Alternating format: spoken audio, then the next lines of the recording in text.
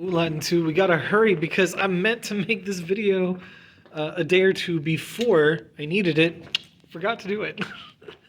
So that is to say, I'm trying to get to this quickly because some of you guys are all ready to do the homework for which you actually need to know passive infinitives.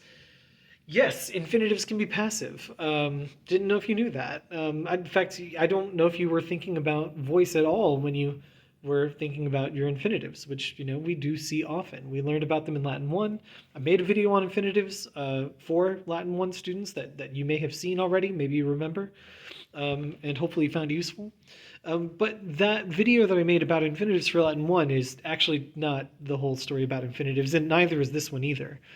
Because infinitives, while they're not finite verbs, they are nevertheless still verbal, and because they're verbal, something that they have that we didn't talk about before is voice. And of course, we didn't talk about that because we weren't doing anything with the passive voice in Latin 1. But now we have passive verbs, which we just started learning about. Again, unless you're watching this video at time in the future. But yeah, so the time of this video being made, we just learned about passive verbs, and infinitives are verbal and can also be passive. So let's find out what that means and how to do it. So, as an example, if we start off with, just good old amo amare, the infinitive form is amare, right?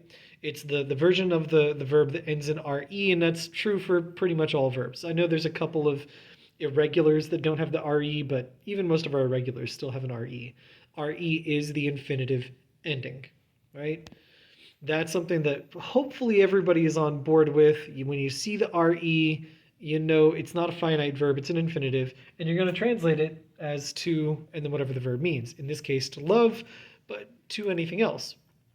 So what you do when you want it to be a passive infinitive, at least in English, is you just add a verb to be in there. Same as you would with the passive verb, except instead of adding a form of to be that is like an is or an am or a was, it's just going to be, right? Because that's the form of to be that we use in the infinitive of to be. So what this ends up looking like then is to be loved. And the passive infinitive form in Latin actually looks a lot like the active one. It's an ri instead of an re, which is actually not that bad because then amari, which means to be loved, still looks like an infinitive. If you're used to seeing these, this is not that different. And you would just translate it as to be loved. Yeah, seems pretty simple, right? Video done in 2 minutes? No, it's actually, there's more. I mean, let me show you at least the other conjugations.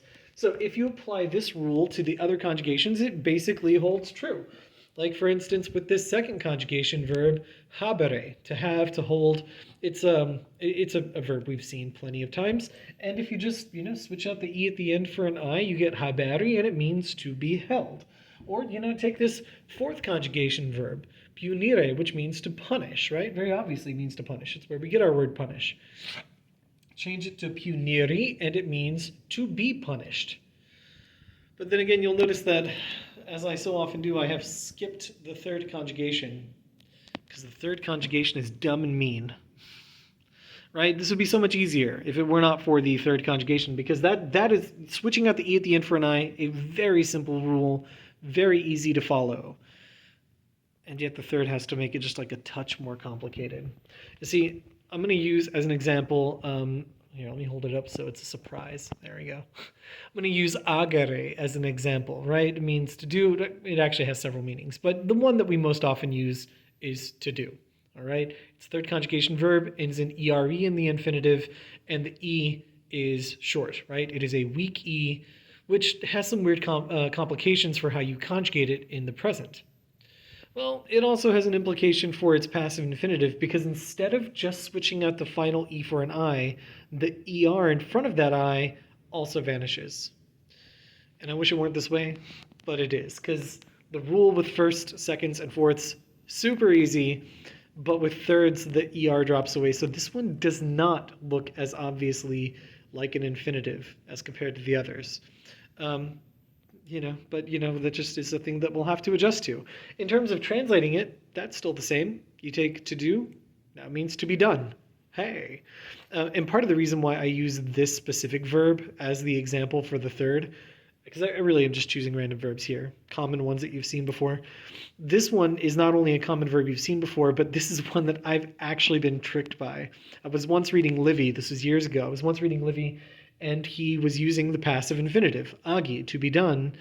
And I, for some whatever reason, was not thinking about the possibility of passive infinitives, and I mistook it for the perfect, because that letter I, this is the danger with thirds, is that that letter I looks a whole lot like the first person singular ending of the perfect. But AG is not the perfect stem of this. EG is, right? Third principal part is EGI. And so I was looking at that and I was like, did Livy forget how to spell the perfect tense? What an idiot. And then like 30 minutes later, I was like, no, that's not what it is. It took me like an embarrassingly long time to be like, oh, no, Livy knows how to spell Latin. I'm the idiot. Of course I wasn't an idiot. I just, fell into a trap.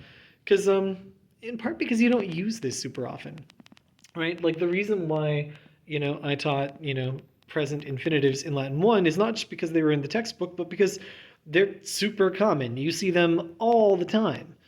The passive infinitives you don't see as often, so they don't show up. And also we haven't learned passive verbs yet, but yeah, you don't see them as often as the active ones. The active ones you see constantly, and the passive ones, well, you see sometimes. Now, this does bring up an interesting question, though. What about third IOs? Because we have firsts over there, and seconds, and fourths, and now thirds. What's the third IO going to do?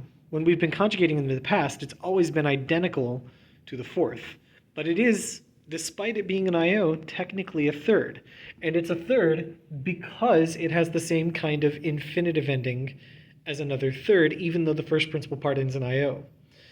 Well, it's going to be important here because when it is an infinitive, it does stick to acting like a third, not a fourth.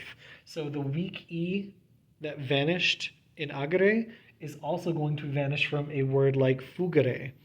Fugere is a little weird to translate because it means to flee, which in English can't be passive. You can't be fleed. But there is a somewhat used passive form of this verb because in the passive it means to be made to flee or to be put to flight.